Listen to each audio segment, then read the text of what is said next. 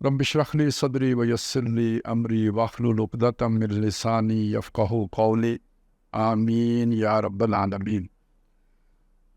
کتاب کے صفحہ نمبر 352 سے ہم شروع کر رہے ہیں اور ذیلی عنوان ہے حالات کا دیانتدارانہ تجزیہ۔ اچھا، یہ ذہن میں رکھیں کہ ہم منہج انقلاب نبوی کا مطالعہ مکمل کر چکے، اب اس کا اطلاق ہم نے دور حاضر میں کرنا ہے، اور دور حاضر میں کرنے کے لیے پہلے دور حاضر کو سمجھنا ضروری ہے۔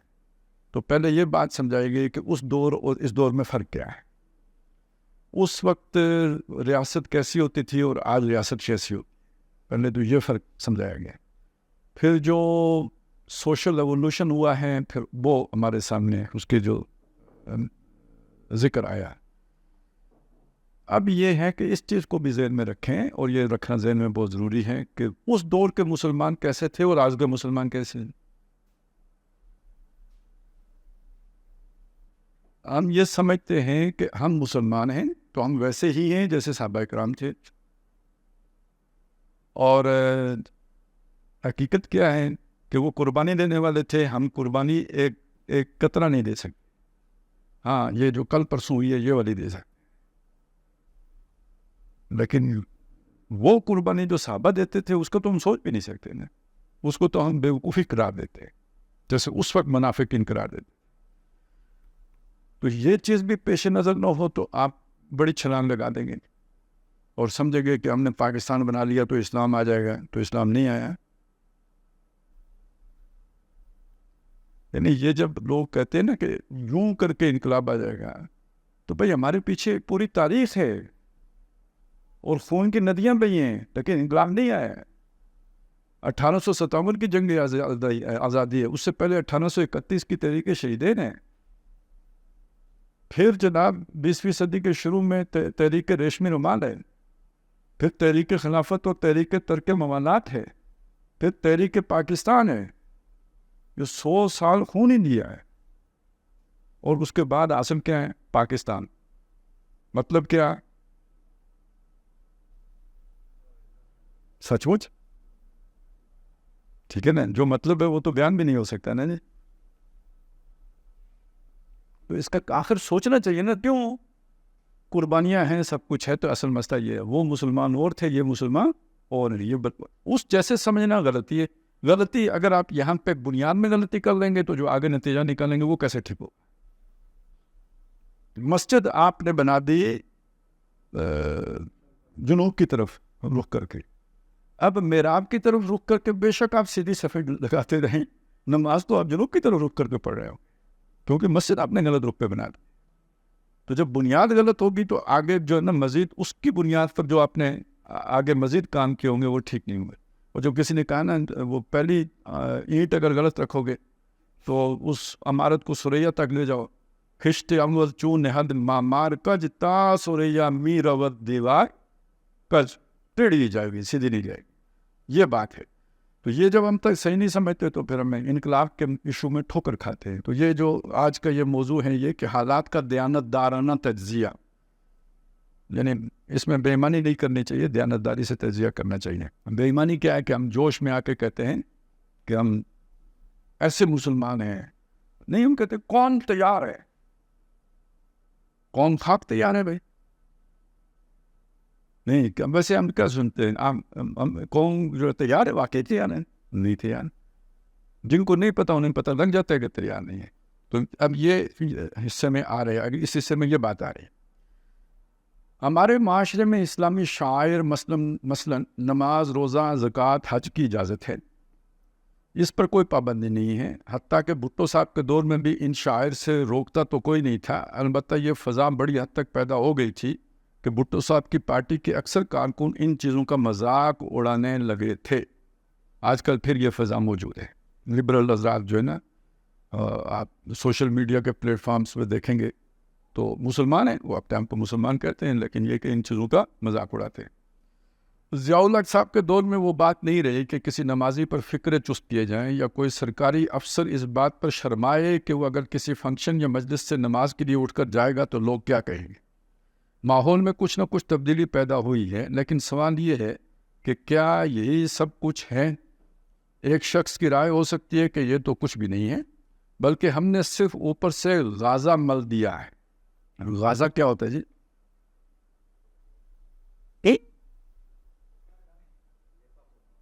ہاں نہیں اور نہیں جی، کتنے مٹی دیں گے چہرے پہ جو سرخی نظر آتی ہے سرے شان۔ اگلا مصرع کیا ہے؟ غازہ ہے یا سانگا و مینا کی ہے کرامات؟ تو سرخی سے کوئی تعلق غازے کا ہے؟ مجھے نہیں پتا کیا ہوتی ہے، ٹھیک ہے نا؟ اندرونی سرخی ہو تو پھر یہ یا تو دیسی گھی ہے یا ساغر و مینا کی کرامات ہے، اور اگر بیرونی وہ جو ہے نا سرخ سرخ نظر آتا ہو تو اس کا مطلب غازہ ہے۔ تو آج کل کیا کہتے ہیں اس کو جی؟ سرخی پاؤڈر۔ ہوں سمجھے جا کے عوامی زبان میں، یعنی اوپر سے میک اپ کر کے بیروب بھر لیا ہے، تو غازہ مل دیا ہے۔ حقیقت کے اعتبار سے تو یہ کچھ بھی نہیں بدلا۔ آج ایک جگہ پہ ریکارڈنگ تھی، وہ اتنے بڑے ببے لے کے آ گیا پاؤڈر ملنے کے لیے۔ میں کہا بابا میں کوئی نہیں، اینکر صاحب نے ملو ٹھیک ہے، بلکہ اوپر سے حقیقت کے اعتبار سے کچھ بھی نہیں بدلا۔ یہ محض تصنع ہے جس کے باعث عوام کے اندر اسلام سے بددلی پیدا ہو رہی ہے کہ ہمارے شب و روز تو وہی ہے جو پہلے تھے، بلکہ بگاڑ میں اضافہ ہی ہوتا چلا جا رہا ہے۔ وہی سرمایہ دار جاگیردار زمیندار کی حکومت ہے، وہی رشوت کا لین دین دھڑلے سے ہو رہا ہے، بلکہ خود سربراہ مملکت کے بقول اس کے نرخ بہت بڑھ گئے، رشوت کے نرخ بڑھ گئے ہیں، اسمگلنگ کا کاروبار کھلے بندو ہو رہا ہے، سود کا لین دین جاری ہے، منشیات کی اندرونی اور بیرونی تجارت کھلے عام ہو رہی ہے، بلیک مارکیٹنگ کا دھندا زوروں پر ہے، ڈاکہ چوری لوٹ مار قتل و غارت کا بازار گرم سے گرم تر ہوتا جا رہا ہے، اغوا اور عصمت دری کے واقعات بڑھتے جا رہے ہیں، علاقائی قومیتوں کا احساس مزید ابھر رہا ہے، اور ڈر ہے کہ کہیں جلد ہی یہ بہت خوفناک عفریتوں کا روپ نہ دھار لے۔ استحصالی اور جابرانہ نظام مضبوط سے مضبوط تر ہوتا جا رہا ہے۔ ایک طرف حالات کی صحیح تصویر یہ ہے، یعنی یہ سارا کون کر رہا ہے؟ امریکہ، برطانیہ، یہ خود مسلمان کر رہے ہیں، یہ ہیں مسلمان۔ اب ان مسلمانوں کو یہ کہنا کہ قوم تیار ہے، یہ ہے ہمارے سامنے ہر بندہ اپنے شعبے میں کرپٹ چاہتا یہ ہے کہ اسلام آ جائے۔ ویسے تبدیلی والے بھی اکثر و بیشتر آپ کو وہی ملیں گے کہ اپنی کام میں کرپٹ ہوں گے، باقی پورے ملک میں وہ کرپشن ختم کرنے کے لیے جو ہے نا وہ نکلے ہوئے ہوں گے۔ یہ ہے مسلمان آج۔ ایک طرف حالات کی صحیح تصویر یہ ہے، دوسری طرف اسلام آ رہا ہے، اسلام آ رہا ہے کہ فلک شگاف نعرے لگائے جا رہے ہیں، بلند بانگ دعوے کیے جا رہے ہیں، حالانکہ آج کے اور 10-12 سال قبل کے معاشرے کا تقابل کیا جائے تو ماننا پڑے گا کہ سر منہ کوئی تبدیلی واقع نہیں ہوئی، یعنی بھٹو صاحب کا دور اور ضیاء الحق صاحب کے دور میں سر منہ کوئی تبدیلی واقع نہیں ہوئی، بلکہ بحیثیت مجموعی حالات روز بروز بدتر سے بدترین ہوتے چلے جا رہے ہیں۔ اگر ضیاء الحق صاحب کے دور میں بدتر سے بدترین، تو پھر پرویز مشرف کے دور میں ترین کے آگے تو پھر جہانگیر ترین ہی رہ گیا تھا، اور اس کے بعد تو پھر جب آج کا دور آیا ہے تو پھر تو سبھی ختم، الفاظ ختم، لغت جواب دے گئی، جیسے وہ نہیں چڑھائی چڑھتے ہوئے گاڑی جواب دے جاتی ہے، تو لغت ختم۔ بلکہ ہم نے اس معاشرے پر اوپر کا کچھ غازہ مل کر اور کچھ ظاہری ٹیک ٹاپ کر کے اسے اسلامی معاشرہ کہہ دیا ہے، اور ساری دنیا میں اس کا ڈنڈورا پیٹا جا رہا ہے۔ ان حالات میں ضروری ہے کہ کوئی اللہ کا بندہ کھڑا ہو اور وہ برملا یہ حق بات کہے کہ ہمیں اس دھوکے کا پردہ چاک کرنا ہے، اور انقلابی طریقہ کار پر عمل کرتے ہوئے اس نظام کو بے خو بن سے اکھاڑ کر اس کی جگہ صحیح و کامل اسلامی نظام قائم کرنا ہے۔ ایسے شخص کا دینی فریضہ ہے کہ وہ لوگوں کو اس کی دعوت دے، اس کے لیے لوگوں کو جمع کرے، انہیں منظم کرے، ان کی تربیت کا انتظام کرے۔ جب تک وہ امن عامہ کی موجودہ صورتحال کے خلاف کوئی اقدام نہیں کرتا، جب تک وہ زبان سے بغاوت کا اعلان نہیں کرتا، اسے یہ کام کرنے کا آئینی و قانونی حق حاصل ہے، بلکہ یہ اس کے اپنے ایمان کا تقاضا ہے کہ ابتدائی مراحل کو طے کرنے کی صحیح و جہد کرے اور انقلاب لانے کے لیے اقدام کرے۔ ان مراحل میں اولاً دعوت کا مرحلہ ہے، پھر لوگوں کی تنظیم ہے، پھر ان کی تربیت ہے، پھر اس دوران اس پر جو تکلیف آئے اسے جھیلنا ہے، اس لیے کہ اسے خود اپنے اوپر اسلام قائم کرنا ہے۔ مثلاً ایک شخص کے کاروبار کی کافی وسیع و عریض بساط بچھی ہوئی تھی، لیکن وہ اگر آج اسے سود کی آمیزش اور آلودگی سے پاک کرنے کی فکر کرتا ہے تو اس کے کاروبار کی بساط لپٹنا شروع ہو جائے گی۔ اگر کسی شخص کے گھر میں رشوت کے ذریعے سے اللہ تللے ہو رہے تھے، آج وہ طے کرتا ہے کہ میں اب رشوت نہیں لوں گا، تو اس کے خاندان کو دونوں وقت سادہ ترین غذا ابھی شاید بمشکل ملے۔ سادہ ترین غذا بھی شاید بمشکل ملے۔ اگر کوئی اللہ کا بندہ اپنے ہی گھر میں صحیح اس شرعی پردہ نافذ کر دے تو مجھے یقین ہے کہ وہ اپنی سوسائٹی میں نکو بن کر رہ جائے گا، اور اس کے اپنے اعزاء و اقارب اسے دیوانہ اور مجنون کہنے لگیں گے اور اس کا مقاطع بائیکاٹ کر دیں گے۔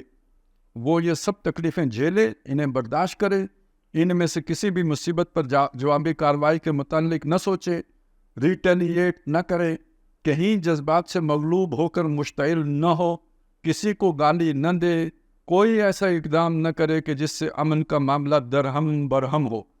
یہ ہے اس دور میں ایک سچے مسلمان کی حقیقی تربیت کی کسوٹی۔ آج کلمہ توحید اور رسالت پڑھنے پر مار نہیں پڑے گی، مقاطع نہیں ہوگا، گھروں سے نکالا نہیں جائے گا، مجنون اور دیوانہ نہیں کہا جائے گا، تمسخر اور استہزاء نہیں ہوگا، بلکہ اس دور میں اگر کوئی شخص 1000 دانے کی تسبیح لے کر سڑک پر کہیں بیٹھ جائے اور بلند آواز سے کلمہ کا ورد کرے یا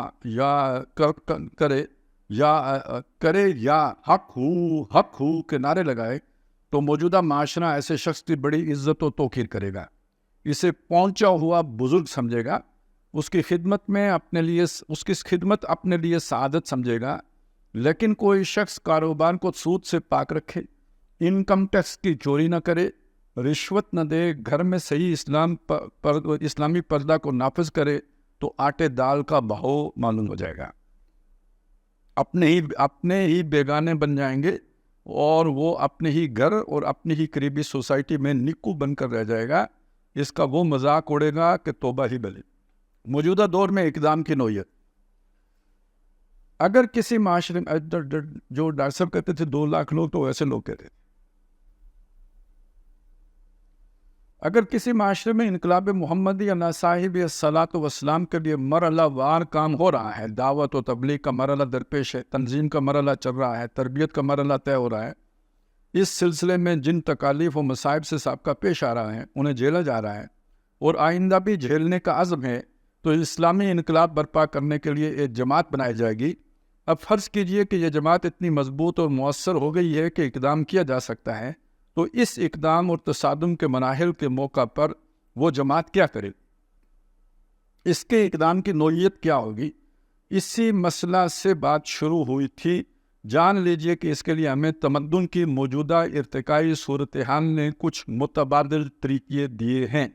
اب اسلامی انقلاب کے لیے اقدام کا واحد راستہ یہ ہے کہ اگر ایک ایسی تنظیم وجود میں آ جائے جو پہلے 4 مراحل یعنی دعوت، تنظیم، تربیت اور صبر محض سے گزر چکی ہو، تو وہ رائج الوقت نظام اور اس کو چلانے والے انتظامی ادارے یعنی حکومت کے مقابلے میں، حکومت کون ہوتا ہے؟ نظام کو چلانے والا انتظامی ادارہ کے مقابلے میں امر بالمعروف اور نہی عن المنکر کے فریضے کی ادائیگی کے لیے کمر کس لے اور جان ہتھیلی پر رکھ کر کھڑی ہو جائے، اور صرف زبانی و کلامی بات کرنے کے بجائے حلال اعلان یہ کہے کہ اب فلاں فلاں منکرات ہم ہرگز نہیں ہونے دیں گے۔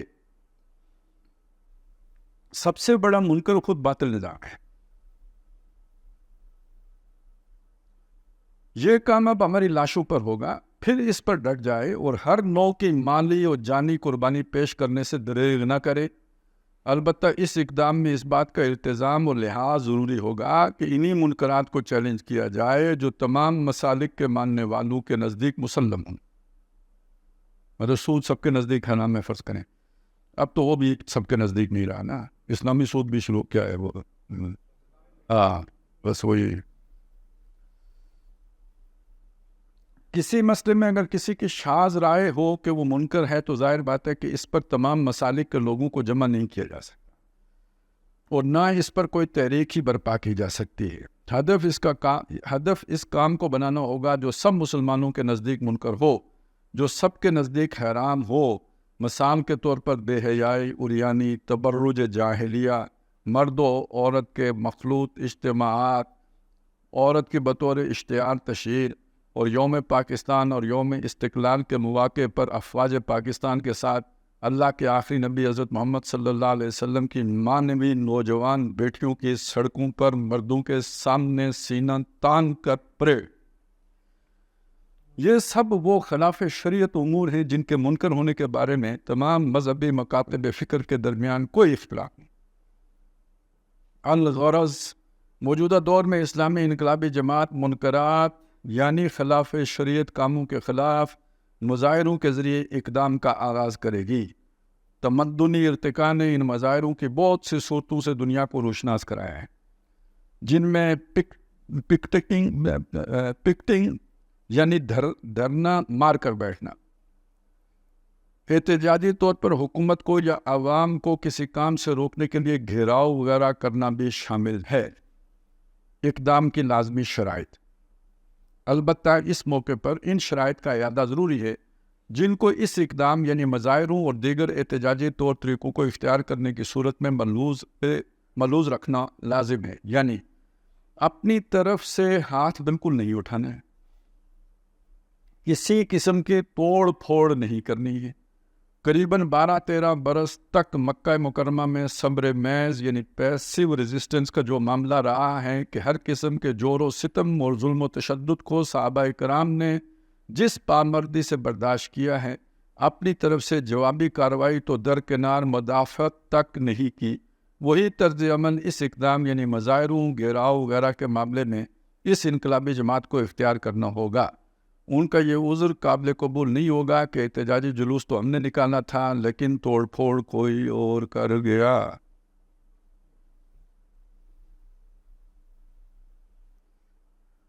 احتجاج کی کال ہم نے دی تھی، سازش جی ایچ کیوں نہیں کر دی؟ تازہ ترین مثال ہے. اگر سازش تو ہوگی، انہوں نے تو آپ کا مکٹ اپنا ہے، یہ تو آپ کو پہلے سے پتہ ہونا چاہیے، اور وہ آپ کے اندر اپنے تفریق کار داخل کریں گے، یہ تو ان کی ضرورت ہے، یہ تو اسٹریٹجی ہے. آپ کی اسٹریٹجی ہونی چاہیے کہ آپ کا نظم اتنا جو ہے نا وہ توانا ہو کہ کسی تفریق کار کو اپنے اندر برداشت نہ کر سکے. آپ اس بات کو یعنی دیکھیں، مثال دی جاتی ہے بات سمجھانے کے لیے، کسی کی عظمت بیان کرنے کے لیے نہیں ہوتی، لیکن یہ مثال بھی اپنی یا کسی کی وہ کرنے مذمت کرنے کے لیے نہیں ہوتی، بات سمجھانا مقصود ہوتا ہے. اب ایک مثال تو ہمارے سامنے یہ ہے، مقابلے میں ایک دوسری مثال بھی ہے. یہ جو مولانا فضل الرحمان صاحب نے اسلام آباد میں دھرنے کی کال دی تھی سپریم کورٹ کے سامنے، وہ پتہ نہیں کیا ایشو تھا ان دنوں، ابھی کوئی بڑے ون سائڈڈ کچھ ایسا تھا نا، تو انہوں نے کال دی تھی یہاں پہ.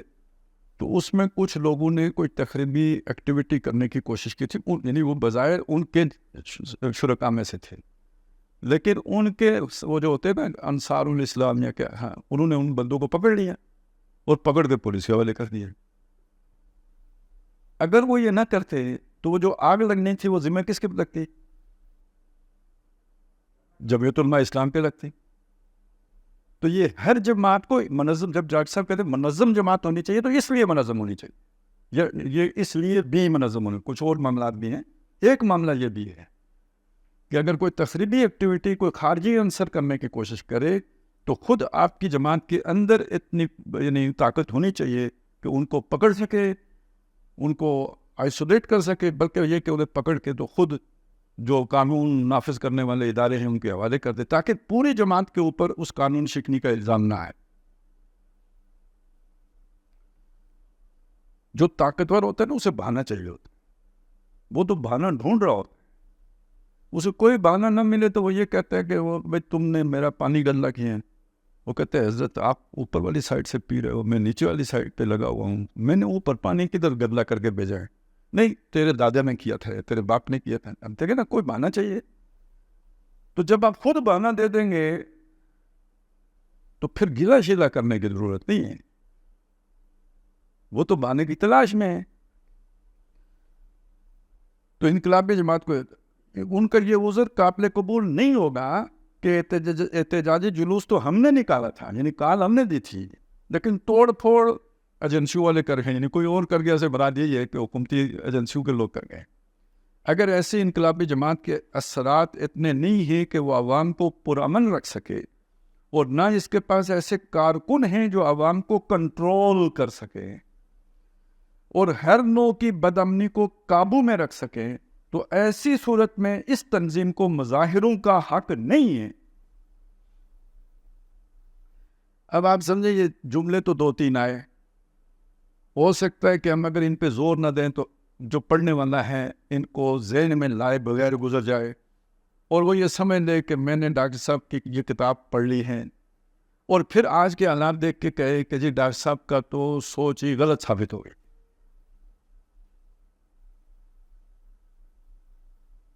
اور یہ ہوا ہے, پتہ نہیں, مطلب مجھے تو نہیں لگتا کہ یہ غلط بات ہوگی.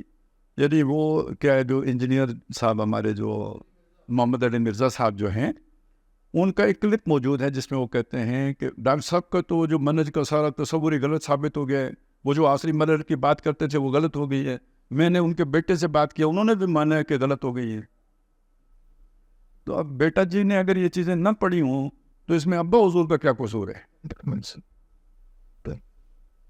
اور یہی ہم رونا روتے تھے کہ بیٹے ہونے کا مطلب یہ نہیں ہے کہ نظریات کی جو ہے نا سپرم کی طرح آپ کو مل جاتے ہیں. نہیں, وہ نہیں ملتے, وہ حاصل کرنے سیکھنے پڑتے ہیں.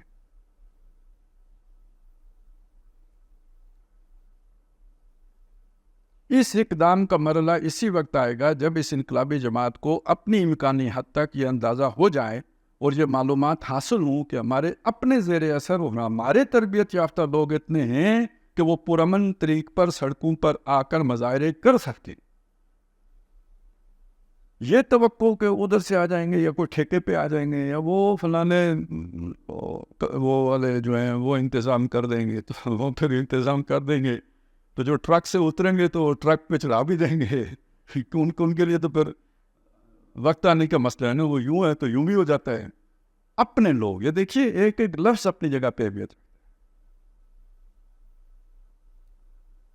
اور ان کی اخلاقی ساکھ اتنی مضبوط ہے. یہ نہیں کہ اپنے لوگ چرسی ہوں اور لوفر لفنگے ہوں اور اپنے لوگوں کو جلسوں میں لانے کے لیے ادھر جا کے پگڑے ڈالنے پڑیں اور لڈی ہے جو مان لو جو ہے نا وہ کرنا پڑے. وہ اس آخرت کے عذاب علیم سے بچنے کے لیے جو ہے نا وہ ان کی موٹیویشن یہ ہو اللہ کی رضا اور اس عذاب سے نجات, اس جذبے کے تحت موٹیویٹ ہو کے آنے کے لیے جو تیار ہوں, یہ ہیں اصل لوگ. جو کسی اور وجہ سے آئیں گے وہ بھاگیں گے. جب وہ جو کیا بات تھی کہ جی اگر پولیس ہمیں مارے گئی تو انقلاب کیسے آئیں گے ہم.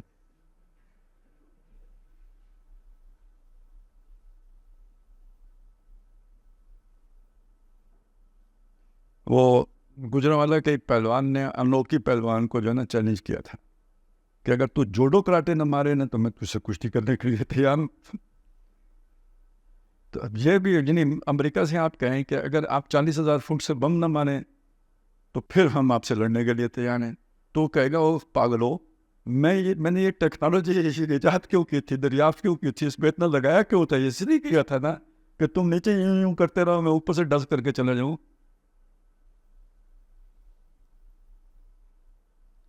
تو ان کی اخلاقی ساکھ اتنی مضبوط ہے کہ ان کے مظاہروں کے دوران بدامنی کا کوئی حادثہ نہ ہوگا, اور اگر چند شر پسند لوگ بدامنی پر اتر ہی آئیں تو ان کی تنظیمی طاقت اتنی مضبوط ہو کہ وہ ان اشرار کی گردنیں خود دبوچیں اور ان پر قابو پا کر انہیں حکومت کے حوالے کریں کہ یہ ہم میں سے نہیں ہیں. یہ تخریب کار عناصر ہیں جو اس پرامن اور عدم تشدد کی اسلامی تحریک کو سبوتائی کرنے کے لیے آ گئے. اس انقلابی تنظیم کے تربیت یافتہ جلوس نہ بسوں کو جلائیں گے، نہ نیون سائن اور ٹریفک سگنل توڑیں گے، نہ ہی وہ نجی یا سرکاری املاک کو نقصان پہنچائیں گے۔ ان جلوسوں اور مظاہروں کا مطالبہ یہ ہوگا کہ فلاں فلاں کام شریعت کی روح سے منکر ہیں، حرام ہیں، ہم ان کو کسی حال میں نہیں ہونے دیں گے۔ حکومت گرفتار کرے تو مظاہرین کوئی مزاحمت نہیں کریں گے۔ مزاحمت نہیں کریں گے کا مطلب یہ نہیں ہے کہ بھاگ جائیں گے، مطلب گرفتاری دیں گے۔ لاٹھی چارج کرے تو اسے جھیلیں گے،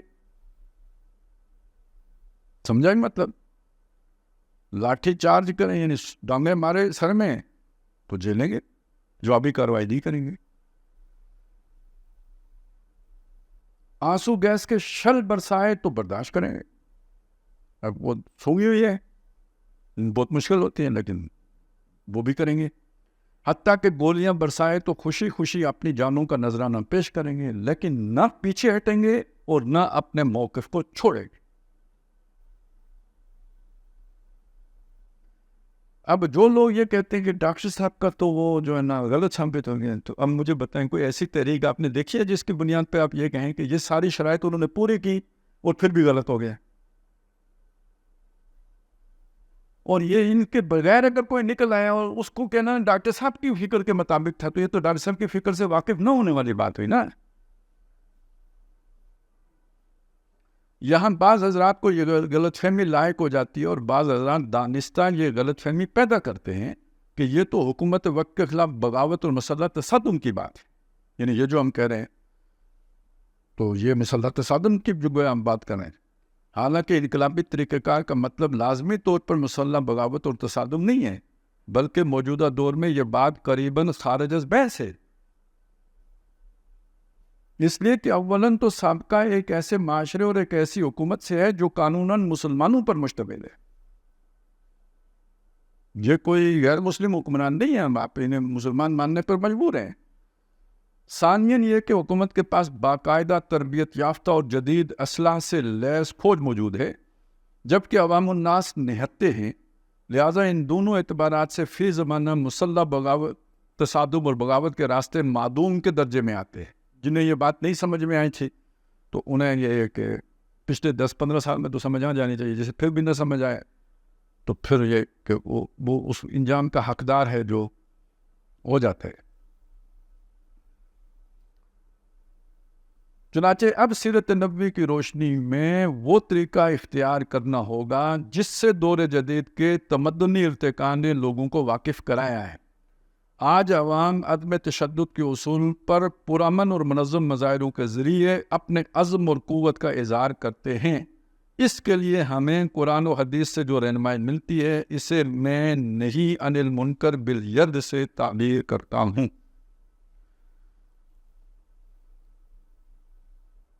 اب اس کے بعد نہی عن المنکر کی خصوصی اہمیت والا یہ حصہ ہے، اور اس میں جو ہے نا ڈاکٹر صاحب نے مختلف آیات اور احادیث کو کوٹ کیا ہے، اور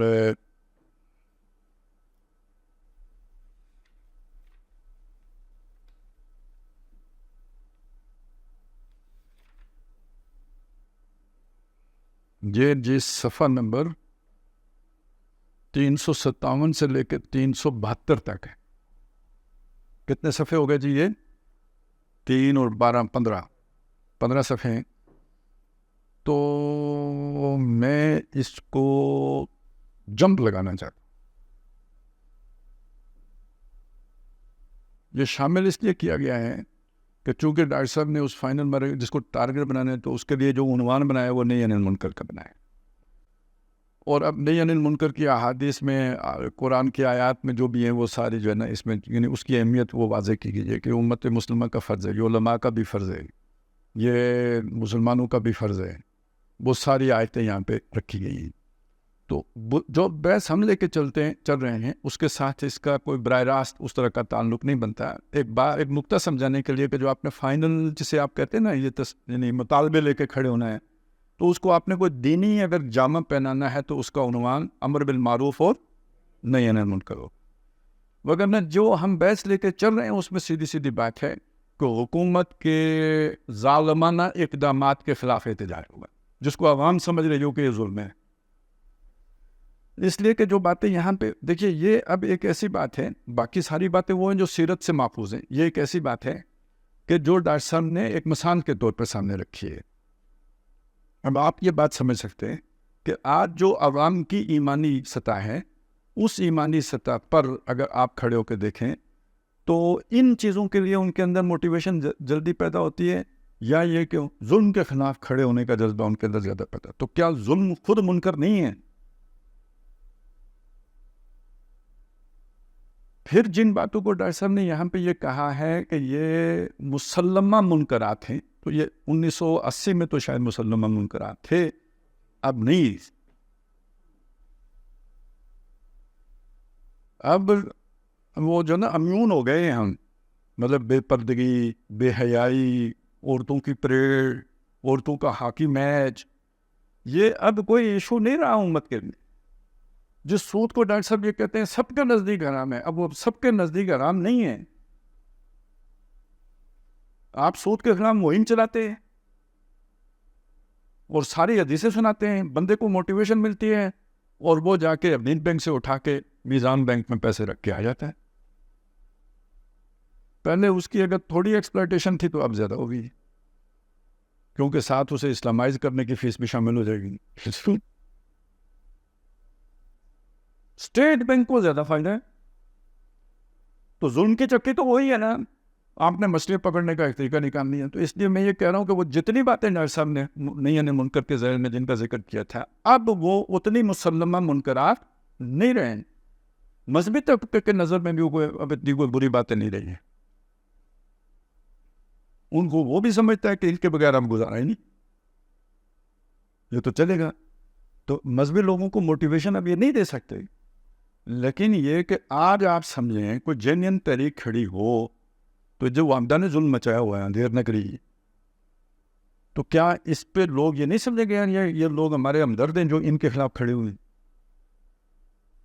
اور باقی یہ جو ٹیکس نئے سے نئے لگتے ہیں، پھر یہ جو اشرافیہ کی عیاشیاں ہیں، نہیں یہ اسلامی نظام ہوگا کہ جس میں لوگوں سے یوں ٹیکس وصول کیے جائیں گے اور اس طرح جو آپ کا ایک طبقہ ہے اس کو نوازا جائے گا، یہ اسلامی نظام ہوگا؟ اگر یہ نہیں ہوگا تو جو ہو رہا ہے ظلم، اس کے خلاف آپ کھڑے ہوں گے نا.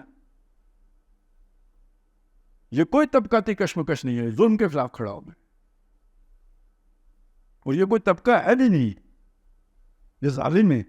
ظالم تو کوئی طبقہ نہیں ہوتا، ظالم ہوتا ہے وہ جس طبقے سے بھی ہو.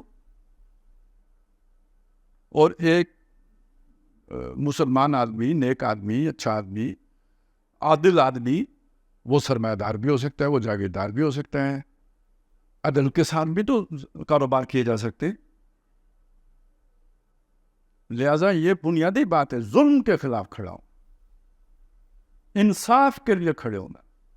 اور اگر آپ دیکھیں تو یہ جو امر بالمعروف اور نہی عن المنکر ہے، اگر آپ صحابہ کرام کی تشریح کی روشنی میں دیکھیں تو امر بالمعروف کا مطلب ہے دعوت الی الایمان، اور نہی عن المنکر کا مطلب ہے ظلم کا خاتمہ، انصاف کا قیام. یہ جو بات میں آپ سے کہہ رہا ہوں، کیوں کہہ رہا ہوں؟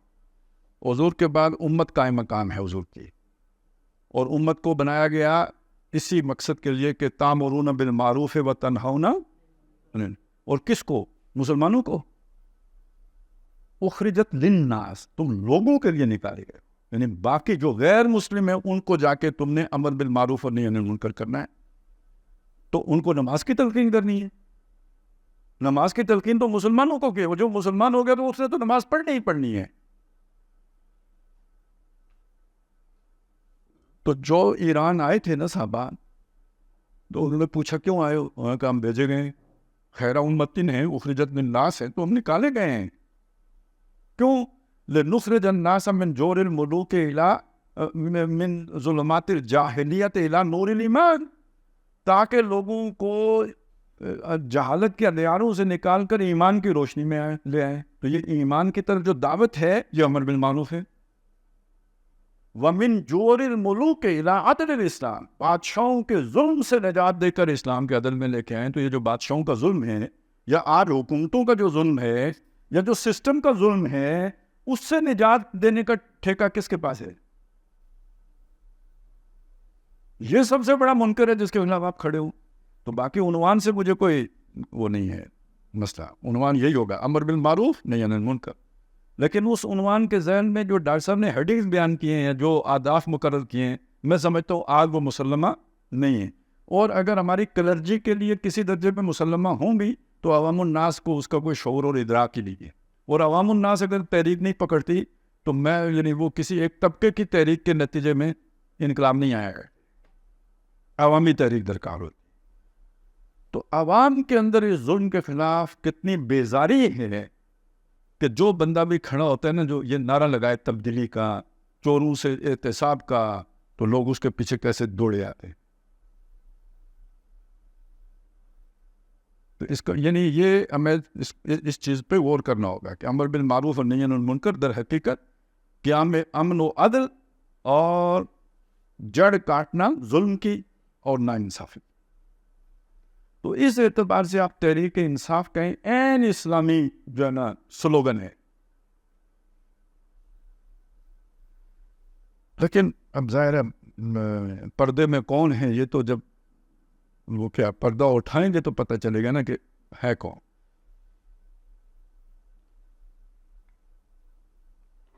تو اس لیے میں نے وہ ساری جو ہے نا وہ اس کی اہمیت اپنی جگہ پہ, امر بالمعروف نہی عن المنکر, اس کی اہمیت کا کوئی انکار نہیں ہے.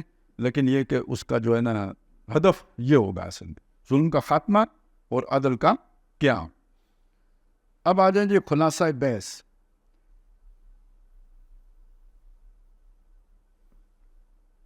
اصل میں یہ خلاصہ بحث بھی سارا امر بالمعروف اور نہی عن المنکر کے اسی کے ذہن میں ہے. لیکن یہ تھوڑا سا ہم پڑھ لیتے ہیں, چلو اس بحث کا بھی خلاصہ سارا سامنے آ جائے گا. مسلم شریف کی متذکرہ بالا جو دو روایتیں تشریح و توضیح کے ساتھ بیان ہوئی, ان کو سامنے رکھ کر غور کیجیے کہ ان دونوں احادیث کو ہمارے پیش نظر مسئلہ کو حل کرنے کے لیے کلید کی حیثیت حاصل ہے. وہ جو ہے نا وہ اسی میں من جاہدہم بیدہ فہو مومن ومن جاہدہم بلسانہ فہو مومن ومن جاہدہم بقلبہ فہو مومن. اب راستہ یہ ہے کہ کسی مسلمان ملک میں دین کو اس کی کامل شکل میں قائم اور نافذ کرنے کے لیے کوئی تحریک اٹھے. اس تحریک کے وابستگان خود اپنی انفرادی زندگیوں پر دین کو نافذ کر چکے ہوں, تربیت اور تزکیہ کے مراحل طے کر چکے ہوں, انہوں نے حرام کو بالفعل ترک کیا ہو اور سنت کو انہوں نے عملاً اختیار کیا ہو, پھر یہ لوگ منظم ہوئے ہوں, بنیادیں مرصوص بن چکے ہوں, یہ کسی تنظیم کے ساتھ منسلک ہو کر اس کے امیر, کمانڈر اور قائد کے حکم پر ڈسپلن کے ساتھ حرکت کرنے کی صلاحیت پیدا کر چکے ہوں, سمع و طاعت کے عادی ہو چکے ہوں, تو اب یہ لوگ امر بالمعروف اور نہی عن المنکر کا کام طاقت کے ساتھ کریں گے. یہ کھڑے ہو جائیں گے اور اعلان کریں گے کہ ہم منکرات کے کام نہیں ہونے دیں گے. یہ بات جان لیجئے کہ اپنے مطالبات منوانے کے لیے پرامن طور پر قوت کا مظاہرہ کرنا اب دنیا میں ہر ملک کے رہنے والوں کا تسلیم شدہ حق ہے. اگر سیاسی حقوق کے حصول اور بحالی کے لیے, مہنگائی کے خلاف یا کچھ دیگر قومی مسائل کے حل کے لیے مظاہرے کیے جا سکتے ہیں, پکٹنگ کی جا سکتی ہے اور گھیراؤ کیا جا سکتا ہے, تو دین نے جن کاموں کو منکرات قرار دیا ہے ان کے خلاف مظاہرے کیوں نہیں کیے جا سکتے, ان کو چیلنج کیوں نہیں کیا جا سکتا. لیکن یہ مظاہرے پرامن ہوں گے, کہیں فساد نہیں ہوگا, کسی کو تکلیف نہیں ہوگی, قومی دولت کا کوئی ضیاع نہیں ہوگا. اس تنظیم کے وابستگان ساری تکلیفیں اپنے اوپر جھیلنے کے لیے تیار ہوں گے, ساری مصیبتیں خود برداشت کریں گے, اپنی جان ہتھیلی پر رکھ کر میدان میں نکلیں گے. اگر حکومت وقت گولیاں چلائے گی تو اپنے سینے پیش کریں گے. اگر یہ معاملہ ہو جائے اور یہ مرحلہ آ جائے تو یہ بات جان لیجئے کہ آخر کب تک, یعنی گولیاں کب تک چلائیں گے. اس مسلمان ملک کی مسلمان پولیس ان پر لاٹھیاں برسائے گی اور مسلمان فوج کب تک گولیاں چلا کر ان نہتے مظاہرین کو مارے گی جو صرف اللہ کے لیے منکرات کے خلاف نکلے ہوں. پھر یہ فوج کتنوں کو مارے گی, یہ بات بھی اچھی طرح جان لیجئے کہ کوئی جابر سے جابر حکمران بھی ایک حد سے آگے نہیں جا سکتا. ایران کی مثال, اس کا سب سے بڑا نمونہ ہمارے سامنے شہنشاہ ایران کا انجام ہے. وہ شاہ ایران جس کے پاس ایشیا کا سب سے بڑا اسلحہ خانہ تھا, جس کے پاس ساوک جیسی شفاف پولیس تھی، جس کے مقابلے کی شفاف پولیس کسی کمیونسٹ ملک میں تو شاید موجود ہو، باقی دنیا میں اس کے مقابلے کی کوئی پولیس موجود نہیں۔ جس طرح کے مظالم اس ایرانی پولیس نے ڈھائے ہیں اور جس خوفناک قسم کی اذیتیں اس نے انقلابیوں کو دی ہیں، اس کی مثال موجودہ دور کے کسی ملک میں مشکل ہی سے ملے گی۔ لیکن شہنشاہ ایران جو خود کو آریہ مہر کہلواتا تھا اور جو سائرس ثانی بننے کے خواب دیکھ رہا تھا، اس کی ساری طاقت اور سارا دبدبہ ان سرفروشوں کی قربانیوں کے آگے خس و خاشاک کی طرح بکھر کر رہ گیا جو اس کے خلاف مظاہروں کی صورت میں جان دینے کے لیے سڑکوں پر آ گئے تھے۔ بالآخر اس کی پولیس عاجز آ گئی اور فوج نے ان مظاہرین پر گولیاں چلانے سے انکار کر دیا۔ نتیجہ یہ نکلا کہ اس کو اپنا ملک چھوڑ کر فرار ہونا پڑا، اور حد تو یہ ہے کہ مرنے کے بعد اسے اپنے وطن میں دفن ہونے کے لیے جگہ بھی نہ مل سکی۔ اس کے دوست ملک نے اس کے ساتھ وہ سلوک کیا جو کسی مہلک متعدی مرض میں مبتلا کے ساتھ کیا جاتا ہے۔ کوڑ شوڑ ہو جائے کسی کو تو دوسرے کو لگنے کا خطرہ ہو تو اس بندے کو بے شک عزیز ہو تو اس سے دور بھاگا جاتا ہے۔ اس سے یہ نتیجہ برآمد ہوتا ہے کہ جب ایک منظم انقلابی جماعت رائے حق میں جان دینے کے لیے آمادہ ہو جائے تو اسے ملک کے عوام کی اتنی اخلاقی اور عملی حمایت حاصل ہو جاتی ہے کہ پھر اسے کچلنا اور ختم کر دینا آسان نہیں رہتا۔ ایسی جماعت کو بغاوت کا اعلان کرنے کی قطعاً کوئی ضرورت نہیں ہوتی، نہ اسے ہتھیار اٹھانے کی ضرورت ہوتی ہے، بلکہ اس کا حال تو یہ ہوتا ہے کہ جب وقت شہادت آتا ہے دل سینوں میں رقصاں ہوتے ہیں، کوئی طاقت ایسے جان بازوں اور سرفروشوں کا راستہ نہیں روک سکتی۔ 3 ممکنہ نتائج۔ اس طریقہ کار کے 3 ممکنہ نتائج نکل سکتے ہیں۔ ایک یہ کہ حکومت اگر ان مظاہروں کے نتیجے میں پسپائی اختیار کرے، یعنی منکرات کو ختم کرنا شروع کر دے، تو اور کیا چاہیے؟ ایک منکر کے بعد دوسرے اور دوسرے کے بعد تیسرے منکر کے خلاف مظاہرے جاری رہیں گے۔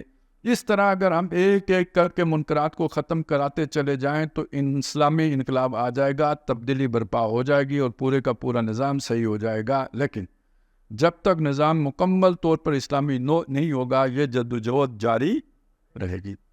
دوسرا ممکنہ نتیجہ یہ نکل سکتا ہے کہ حکومت وقت اپنی بقا، اپنی انا اور اپنے مفادات کے تحفظ کا مسئلہ بنا لے اور طاقت سے اس اسلامی تحریک کو کچلنے کی کوشش کرے۔ اس موقع پر ذرا ٹھہر کر حکومت وقت کی ماہیت و حیت کو سمجھ لیجیے۔ اصل میں آپ نے اس کی طاقت کو سمجھنا ہے نا، کیونکہ اس نے اب آپ کے ساتھ ٹکرانا ہے، تو آپ نے اس کی کمزوری دیکھنی ہے کہ اس کا کمزور پہلو کون سا ہے، تو وہ بتایا جا رہا ہے۔ وہ کیا ہوتی ہے؟ حکومت کیا ہوتی ہے؟ ہر حکومت کسی نہ کسی طبقے کی نمائندگی کر رہی ہوتی، وہ معاشرے کے کسی طاقتور طبقے کے مفادات کے محافظ بن کر بیٹھی ہوتی ہے۔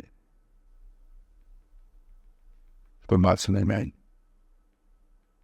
نہیں سمجھ میں آئی؟ سمجھانا ٹھیک بھی نہیں، کیوں جی؟ ٹھیک ہے، اب تو سم بھی بلاک ہو جاتی، تو کسی نہ کسی نے ان کو آگے لگا کے بٹھایا ہوتا ہے۔ امریکہ میں سرمایہ داروں نے آگے بٹھایا ہوتا ہے، کسی ملک میں جاگیرداروں نے آگے بٹھایا ہوتا ہے، اور کسی ملک میں دونوں کے مجموعے نے آگے بٹھایا ہوتا ہے۔ 2 in 1، بلکہ وہ سمگلروں کی بھی محافظ ہوتی ہے، 3 in 1 ہے۔ ہاں جی، پتہ نہیں کیا کیا ہوتا ہے۔ چل کاکٹیل تو خیر کوئی خاص اصطلاح نہیں، خاص لوگ ہی سمجھ سکتے۔ ہاں جو وہ کیا ہے جی، وہ کیا ہے، میں بازار سے گزرا ہوں، خریدار نہیں ہوں، تو ہم اس بازار سے بھی نہیں گزرے ہیں، نہیں اس لیے پتہ کاکٹیل کیا ہوتی ہے۔ مشروبات کون سے جی مکس ہوتے ہیں اس میں؟ مطلب کوک، پیپسی وغیرہ سارے مکس کرتے ہیں تو کاکٹیل میں۔ اچھا، مثلاً آم کا رس، کیلے کا رس، یہ سب مکس کر کے تو اچھا میں خاصی غلط فہمی میں تھا۔ اصل میں نے سمجھا یہ جو شراب کے مختلف فلیور ہوتے ہیں ان کو مکس کرنے سے کاکٹیل اس کو بھی ہے۔ پہلے تو اسی کو کہتے تھے ویسے،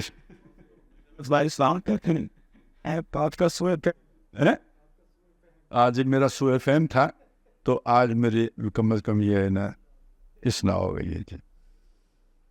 اور کسی کا بھی اگر تقصیر فہم ہو تو وہ بھی اسے ٹھیک کر لے. وہ معاشرے کے کسی طاقتور طبقہ کے مفادات کی محافظ بن کر بیٹھی ہوتی ہے. اسلام کا نظام عدل و قسط ان طبقات کے لیے پیغام موت لے کر آتا ہے. جس کے مفادات ہیں ان کے لیے وہ اب دیکھیے وہ عدل کی بات آخر میں آ کے نکل آئی ہے نا. یہ میں بات آپ کے سامنے رکھ رہا تھا. وہ جو نظام عدل و قسط ہیں وہ ان مفادات ان کے لیے کیا لے کے آتے ہیں. ہاں لہٰذا آپ یہ کہنے نہ چلیں موت کا پیغام نہ صحیح نہ پیٹ پہ لات ثابت ہوتا ہے. سیدھی لات بجتی ہے پیٹ پر. لہٰذا حکومت وقت کسی ایسی تحریک کو ٹھنڈے پیٹوں برداشت نہیں کرتی جس کے کامیاب ہونے کے نتیجے میں سرمایہ دارانہ اور جاگیردارانہ استحصالی نظام ختم ہو جائے اور اسلام کا عادلانہ اور منصفانہ نظام قائم ہو جائے. اب آپ کو سمجھ آیا امر بالمعروف اور نہی عن المنکر کا الٹیمیٹ ریزلٹ عدل کا کیا اور ظلم کا خاتمہ. لہٰذا وہ ریاست کی پولیس اور فوج کو اس تحریک کو کچلنے کے لیے بے دریغ استعمال کرے گی. چنانچہ لاٹھیاں برسیں گی, آنسو گیس کے شل پھینکے جائیں گے, گولیوں کی بوچھاڑ آئے گی, گرفتاریاں ہوں گی, دار و رسن کے مراحل آئیں گے. اب ایک ہمارے ساتھی تھے تو جب میں نے کہا جی یہ اس طرح کی بات ہوتی ہے تو وہ کہنے لگے جب ہم پرامن ہوں گے تو وہ یہ بات کیوں ہوگی. خاندان لوگ بھی ہے نا. تو وہ ان کی تربیت یہ ہے نا جس کو اپنے فکر کا اتنی سی بات کبھی نہیں پتہ ہے تو وہ جب مار پڑے گی کہے گی ڈاکٹر صاحب کی فکر تو غلط ثابت ہو گئی. خود پڑھا نہیں ہے, جب پڑھا ہے تو مطلب وہ اس وقت دماغ کسی اور کھاتے میں گھسا ہوا تھا, نہیں یاد رہا. اگر لوگ اللہ کی راہ میں قربانیاں حتیٰ کہ جان تک دینے پر تیار ہوں اور ثابت قدمی سے میدان میں ڈٹے رہیں تو پولیس کتنوں کو گرفتار کرے. اچھا رک جائیں تھوڑی سی دیر کے لیے. اب مجھے بتائیں, ایک تصور یہ ہے کہ آپ کسی سڑک کے اوپر کھڑے ہو کے نیپتے گولی ڈنڈا لاٹھی کھانے کے لیے تیار ہیں, قید پکڑے جانے, قید جیل میں ڈالے جانے, کسی اندھیر کالی کوٹری میں ڈالے جانے کے لیے تیار ہیں. ایک تصور یہ ہے. ایک تصور یہ ہے کہ آپ کیموفلاج چھپے ہوئے ہیں کہیں کسی پہاڑ میں, کسی کھو میں, اچانک کوئی کانوائے گزر رہا تھا, آپ نکلے ہیں, خود بھی پھٹ گئے, اس کو بھی پھاڑ دیا ہے. وہ جب ایک دفعہ وہ مطلب آپ نے کھینچا اس کے بعد اتنا معلوم ہے ٹکرا گئی کسی سے نظر, پھر اس کے بعد نہ اس کی خبر نہ اپنی خبر. اب ان دونوں میں سے مشکل کام کون سا ہے مجھے یہ بتا. جو لوگ یہ کہتے ہیں کہ جی یہ فرار ہے, جہاد سے فرار ہے, یہ جو رستہ ہے یہ زیادہ مشکل نہیں ہے. چھپ کے کون بیٹھا ہوا ہے؟ اگر جہاد ہے تو پھر میدان میں آ کے کرو, سامنے کھڑے ہو کے کرو. بدر کو چھپ کے کیا گیا ہے کہ ہم 313 مقابلہ نہیں کر سکتے, ہم تو غاروں میں چھپ کے تو جہاد کریں گے. پھر آؤ سب بند سامنے کھڑے ہو تو ہم بھی کہیں جہاد ہے. تو جب آپ چھپ کے کر رہے ہو تو یہ بھی تو آپ نے کسی سے سیکھا ہے نا. کم از کم یہ سنت سے تو نہیں سیکھا ہے, محمد رسول اللہ سے تو نہیں سیکھا ہے صلی اللہ علیہ وسلم. تو کس سے سیکھا ہے؟ کمیونسٹوں سے سیکھا ہے. یہ تو ان کا طریقہ ہے, چھاپا مار کارروائیاں.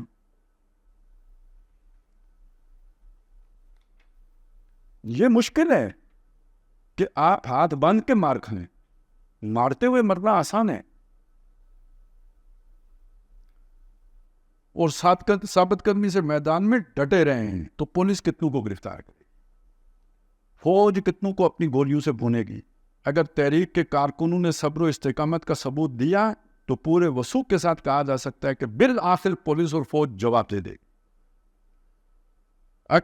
گی کہ یہ مظاہرین ہمارے ہی ہم مذہب اور ہم وطن ہیں, ہمارے ہی اعزاء و اقرباء ہیں. اب یہ سمجھیے کہ تخریب کاری کی ضرورت یا جو وہ ہوتا ہے نا اس کی پیونک پیش آتی ہے. یہ آرڈر گولی مانگنے کا کس کا ہوتا ہے؟ مفاد یافتہ طبقے کا ہوتا ہے. گولی بندوق کس کے ہاتھ میں ہوتی ہے؟ جس کے ہاتھ میں ہوتی ہے مجھے بتائیں وہ اس کلاس سے تعلق رکھتا ہے یا آپ کی کلاس سے تعلق رکھتا ہے؟ پھر وہ آپ کو کیوں گولی مارتا ہے؟ آپ کہیں تنخواہ کی وجہ سے، وہ تنخواہ کی وجہ سے اس نے 1 گولی مار لی، 2 مار لی. اصل مسئلہ یہ نہیں ہوتا. جب آپ اسے پتھر مارتے تو آپ کی اور اس کی جنگ بن جاتی. جب آپ اس کی لاٹھی چھین کے اس کے سر پہ مارتے، یہ اب پرسنل ہو گئے ہیں. یہ خواہش کس کی ہوگی کہ اس کے اندر غصہ پیدا ہو جائے آپ کے خلاف؟ ان کی ہوگی جو اسے گولیاں مارنے کا آرڈر دے رہے. اور اگر آپ پرامن رہتے ہیں تو وہ صرف ان کا آرڈر اوبے کر رہا ہے، آپ نے اس کے اندر کوئی ری ایکشن نہیں پیدا کیا. آپ کے پیسیو سٹانس نے اس کے اندر کوئی ری ایکشن نہیں پیدا کیا. جو وہ ایکشن کر رہا ہے وہ خالصتاً تنخواہ لینے کے لیے کر رہا ہے. تو اس کی تنخواہ آخر کب تک اسے کرائے کا قاتل بننے پہ مجبور رکھیں گی؟ اس کا بھی ضمیر ہے، وہ بھی شام گھر جاتا ہے، اس کے بھی بچے ہیں. ہو سکتا ہے کسی جگہ پہ اس کا بچہ کام آ گیا ہو، بھتیجا آ گیا ہو، بھانجا آ گیا ہو، کوئی اور رشتہ دار آ گیا ہو. یہ ایک تھنکنگ پروسیس شروع ہوتا ہے. اس میں مہینہ بھی لگ سکتا ہے، 6 مہینے بھی لگ سکتے ہیں، سال بھی لگ سکتے ہیں، لیکن ایک وقت آتا ہے کہ نظام جواب دے جاتا ہے. یہ کارکن نیچے جو ہوتے ہیں گولیاں مارنے والے، یہ کہتے ہیں جی بس ہم وہ نہیں کریں. بلکہ وہ کہتے نہیں. جب 6 مگویاں شروع ہوتی ہیں نا تو اوپر والوں نے اپنے پیسے باہر اسی دن کے لیے رکھے ہوتے ہیں. ادھر سے پھر کرنے کا ٹائم آ گیا. وہ اشرف غنی کا جہاز کا پتہ نا، ہیلی کاپٹر پہ جو وہ نوٹ بھر کے بھاگا تھا، تو یہ بھاگنے کا وقت ہوتا ہے. انہیں پتہ ہے اب جو ہے نا یہ جو ہے نا سارے ایک ہو جائیں گے، کیا پولیس کیا فوج، یہ ساری ایک طرف ہو جائے. تو تم نکلو، وہ جو جزیرہ خرید کے رکھا ہوا ہے فوراً بھاگو، ادھر پہنچو.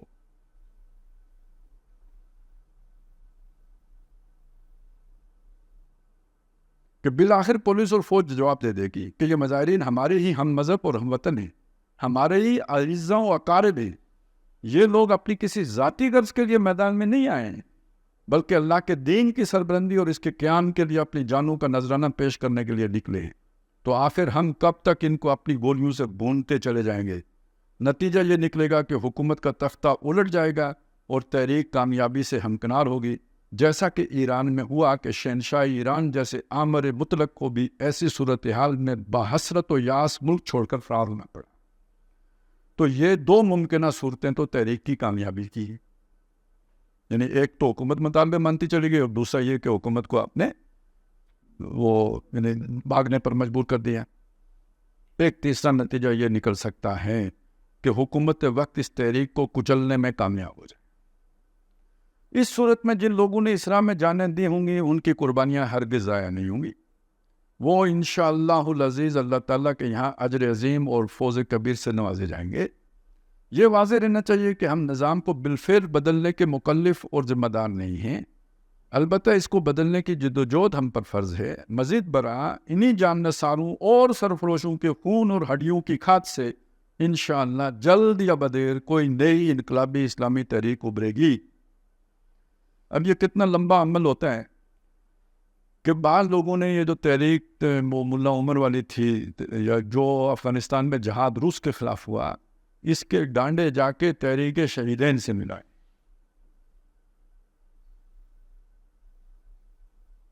یعنی وہ تحریک جو 150 سال پہلے ختم ہو گئی تھی، اس نے ایک دفعہ پھر انگڑائی لی ایک نئے عنوان کے تحت. تو ایک دفعہ کسی معاشرے میں ایک تحریک جو اٹھتی ہے تو اس کے اثرات صدیوں تک رہتے ہیں. جو طاغوتی استحصالی اور جابرانہ نظام کو للکارے گی، اور اس طرح وہ وقت آ کر رہے گا جس کی خبر الصادق المصدوق صلی اللہ علیہ وسلم نے دی ہے کہ پورے کرۂ ارض پر اللہ کا دین اسی طرح غالب ہو کر رہے گا جس طرح آپ کی حیات طیبہ میں جزیرہ نمائے عرب پر غالب ہوا تھا. اقول قولی ھذا واستغفر اللہ لی ولکم ولسائر المسلمین والمسلمات.